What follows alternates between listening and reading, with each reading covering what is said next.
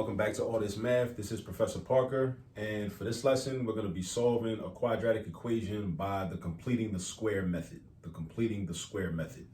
Now, before we get started, let's talk a little bit about what that even means. Like, what does it mean to complete the square? Like, what does that mean? Because it's very helpful to you in mathematics if you first understand what the words are that you're using to describe the process. So when you complete the square, that's actually a shortened version of a longer explanation for it. What you're trying to do is complete the perfect trinomial square, or some textbooks call it the perfect square trinomial, right? So meaning you're going to create, unless it's not already created, you're going to create an incomplete perfect square trinomial, and then you're going to use a formula, b over 2 to the second power, to complete the perfect square trinomial, and then you're going to proceed with some other steps. So this is what you got to think about when we first get started, right? So first, let's take a look at our equation. Our equation says x squared plus 14x minus 38 is equal to 0, right? So our goal is to solve for x. So we want to know what value of x, or what number we could put in the place of x to make this a true statement, right? So what number squared plus 14 times the same number minus 38 would equal 0? So if we're using this particular method, because there's other methods that could be used for this, like factoring might work, right? If we tried that. Factoring works for some quadratics, not all quadratics. And by the way, you know it's a quadratic when your biggest exponent is a 2. So when your biggest exponent is a 2, then it's a quadratic. All right. So factoring works sometimes. Also, the quadratic formula works all the time, right? Completing the square works all the time. And also, the quadratic formula is actually derived from completing the square method, because the completing the square method can get kind of long. So what was recognized, due to patterns that were recognized many years ago, is that we can just use a formula that has been named the quadratic formula to solve the quadratic equations as well. So with the completing the square method, we first want to check for this. We want our value of a to be equal to 1. So you might be saying, well, what's a? What is a? So if you think about a quadratic equation, right, the general form of it is this: ax squared plus bx plus c is equal to 0, right? So your quadratic form has a coefficient. So whatever that coefficient is, we call that a. The linear term has a coefficient. We call that coefficient b. And the constant, we just call that c. So in this particular problem, our a is 1 because there's no number written in front of x squared. So whenever there's no number written in front of x squared, we know that that coefficient is a positive 1. All right. If there was a negative sign in front of that coefficient, it would be known as, in front of the x squared, it would be a negative 1, right? Which we wouldn't want either, because we want a to be positive 1. Excuse me. We want a to be positive 1. Now, in this particular problem, a is already positive 1. So we can keep it moving. Now, what we're going to do is we're going to create an incomplete perfect trinomial square. So we're going to create a binomial. So this quadratic and this linear term, the quadratic and the linear term, we're going to keep them on the left side of the equal sign. So we're going to get rid of this negative 38. So you're going to slide 38 to the other side of the equation. So I'm going to rewrite the equation like this: x squared plus 14x equals positive 38, right? I don't like that x. It's a little janky. Boom. X squared plus 14x equals 38. Now look what I did. I got a binomial on the left side of the equal sign, right? Now, this is called completing the square method. This is what we consider an incomplete perfect square trinomial, right? It's not even a trinomial. It's a binomial. It's got 2 terms in it, right? It's got 2 terms. We want to make it a trinomial. So we make it a trinomial by adding a 3rd term. But you can't just add any random number. You can't just say plus 5 or minus 18 or whatever. You got to find a particular number that is going to make this into a perfect square trinomial. And this is how you find that particular number. The formula that I mentioned earlier, which is this: b over 2 squared. b over 2 squared. No matter what you do, if you do b over 2 squared correctly, you're going to complete the square. You're going to have a complete perfect trinomial square. Now, what is b? b is this 14 right here. b is this 14, because b is the coefficient of the linear term. So b is 14. So then you got this, right?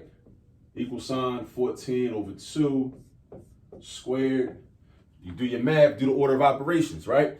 14 divided by 2 is 7, and then 7 squared is not 14. 7 squared is not 14. 7 squared is 49. Don't make that mistake. So 7 squared is going to be 49. So this number right here, this number completes the square. meaning it completes the perfect trinomial square, because at first we had a binomial. Now we're about to have a perfect square trinomial. All right, so that's why this method is called completing the square. So you're going to do that every time, right? You're going to use this formula to find a number that is going to complete the square. Remember that, remember that, remember that. So now I'm going to write this. I'm going to write x squared plus 14x plus 49. That's my complete perfect square trinomial. But remember, this is an equation. So if I add 49 on the left side of the equation, I got to stay balanced. I got to add 49 on the right side of the equation too. So I got to have 38, which was already there, plus 49. See, balance. I add 49 on the left, I add 49 on the right. Add 49 on the left, I add 49 on the right. All right, so now the whole purpose of doing this and creating a perfect trinomial square is because there's a particular way that I could factor that, right? Because this is what we call a special product, basically, or this is the expanded form of a special product. So all I got to do is, in order to factor this, is write parentheses, put an exponent 2 outside. Take the square root of the first term, which is x. Put that right there. Take the square root of the last term, which is 7, because 7 times 7 equals 49. Put that right here. This middle term was positive. So because the middle term was positive, I'm going to put a plus sign in between the x and the 7 right there. So this is the factored form of x squared plus 14x plus 49. That's the factored form. So I got x plus 7 to the second power, or the quantity x plus 7 to the second power, right? Then over here, on the right-hand side, I'm adding 38 plus 49. I'm just doing the math, 38 plus 49. I'm going to do my mental math. I do this. I do 30 plus 40. That gives me 70. I do 8 plus 9. That gives me 17. 80, I'm sorry, not 80. 70 plus 17 is going to give me 87. So that equals 87. All right. So look what I did. That the quantity x plus 7 squared came from factoring this. All right. There's a specific way to factor a perfect trinomial square, right? That I just did. You take the square root of the first term, put it there. Square root of the last term, put it there. Why is there a plus sign here and not a minus sign? Because the middle term was already positive. If the middle term was positive, it's going to be that. Now, I can prove that this is equal to that by just multiplying this out using the FOIL method. And no, I wouldn't do x squared plus 7 squared. That would be wrong. I would not do that, right? I would do x plus 7 times x plus 7. And then if you like the FOIL method, use the FOIL method. Multiply your x's, multiply your x times 7 and your 7 times x, combine them together, then do the 7 times 7 to get you to 49. This multiplied out would equal this, I guarantee you. All right. Now, again, my final step, my final goal is to get x by itself. So I got to get rid of this exponent. So I'm going to do the opposite of squaring something. The opposite of squaring something is taking the square root of something. So I'm going to take the square root of x plus 7 squared. All right, see? I'm taking the square root of that. Those are inverses of each other. Squaring something and taking the square root are inverses of each other. In algebra, in order to eliminate things, we do opposite or inverse operations. All right? Now, because it's an equation, if I do that on the left side, I still got to do it on the right side. Just like when I added 49 on the left, I had to add 49 on the right. So if I take the square root of the left, I got to take the square root of the right. See, that's the rhythm of math. Math is all about rhythm. Once you get into the rhythm, then your muscle memory is going to kick in and it's going to get easy. But you got to do a lot of problems until you get to that step. So you can catch the rhythm. You got to catch, basically, you got to catch the beat of mathematics. All right.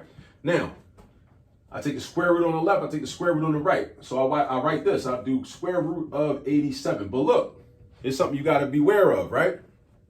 You got to be careful because when you take the square root of the right side, you got to put a plus or minus symbol. You got to put the plus or minus symbol. Do not forget the plus or minus symbol because this is equal to the positive square root of 87 and also the negative square root of 87, right? It's equal to both of those, all right? Similar to how the square root of 9 is not only positive 3, but it's also negative 3 as well, because negative 3 times negative 3 also equals positive 9, just like positive 3 times positive 3 equals positive 9. So this is why you must put this plus or minus sign. You must put this plus or minus sign. If you don't put this plus or minus sign, you won't have two answers, and you should have two answers. And usually your two answers will be two distinct, different answers, right? All right, so if I take the square root of this, that leaves me with just x plus 7. Because since they opposites, the square root and the square are opposites, they cancel each other out. So I'm left with x plus 7 is equal to plus or minus the square root of 87, right? So now I got to get x by itself, right? So the way I do it is I don't do the whole like, okay, subtract 7 on the left, subtract 7 on the right. You can do that if you want to, but the way I do it is I try to make it, more, I guess, what's the word I'm looking for? More fluid. I try to make it more fluid, right? I just slide the 7 to the right-hand side. I just slide the 7 over and I transpose, right? Transposing is basically when you pick up a term in an equation and move it to the other side of the equation and you change the sign. So this is a positive 7 on the left side. When it slides to the right, it's going to become a negative 7. So this is going to become x equals negative 7 plus or minus the square root of 87. See what happened? The 7 just slid over. It's on the other side of the equal sign now. So I got x equals negative 7 plus or minus the square root of 87. Negative 7 plus or minus the square root of 87. So that's where I get my two answers from. So one of my solutions, right, and if this was to be graphed, this would be the value of both of the x-intercepts. So one of them would be whatever negative 7 plus the square root of 87 is equal to. Square root of 87 is probably like 9 point something because square root of 81 is 9 and the square root of 100 is 10. So it's got to be between 9 and 10, you know what I mean? Because 87 is between 81 and 100, right? So it's going to be 9 point something. So negative 7 plus 9 point something, that would be one of your x-intercepts if you graph this. But then you also got negative 7 minus 9 point something, which is going to be like negative 16 point something, right? That's going to be the other point on the x-axis where this will be at if you graph it. But these are the two solutions right here. So x equals negative 7 plus or minus the square root of 87. And yeah, those are your two answers. All right. So, and this is how you complete the square. Remember, but I want you to think about why is it called completing the square? Like, why is it called that? For so many years, when I learned this back in high school, I learned how to do it. I learned all the methodology and the steps and the procedures. I had no idea why I was even called that. It wasn't until many years later teaching that I actually took the time to step back and think like, oh, I get it. I see why it's called completing the square, because that's what you're doing. You completing the square. Because right here, you got an incomplete perfect square. Perfect trinomial square is incomplete. You use the formula right here, b over 2 to the second power, to actually complete the square. So now you got a perfect square trinomial. It's a binomial, now it's a trinomial. This is like, you know what I'm saying, like 2 out of 3. You know what I'm saying? I don't know if any of you like listen to the locks. It's like, if Sheik Luke's not dead, it's not the whole locks, right? It's not all 3 of them. It's only 2. Like, if it's just Jadakiss and Styles, then it's only 2 of them, right? But it's complete when Sheik Luke's come in, right? Then it's all 3 of them, right? So that's like the same thing. It's incomplete when it's just 2 terms. It's complete when it's a trinomial. And that's why it's called completing the square. You know what I'm saying? So then you basically, you take this, you factor this, boom, x plus 7 to the second power, square root, here and here, plus sign, because the middle term was positive, put your exponent 2 outside, you added 49 on the left, you add 49 on the right, add them together, all right? Take the square root of both sides, and then to isolate x by itself, you got to get rid of this number. So do the opposite, which is subtract 7, or the same thing as just moving a negative 7 to the right-hand side. And this is your final answer. All right?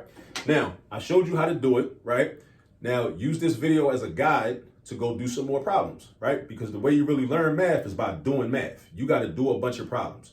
You got to do a bunch of problems on your own or in a group of other people. So ask your teacher, ask your professor, whoever, for some sample problems for you to practice with, or just go online and find some sample problems, or go to an old textbook that you already have and find some sample problems.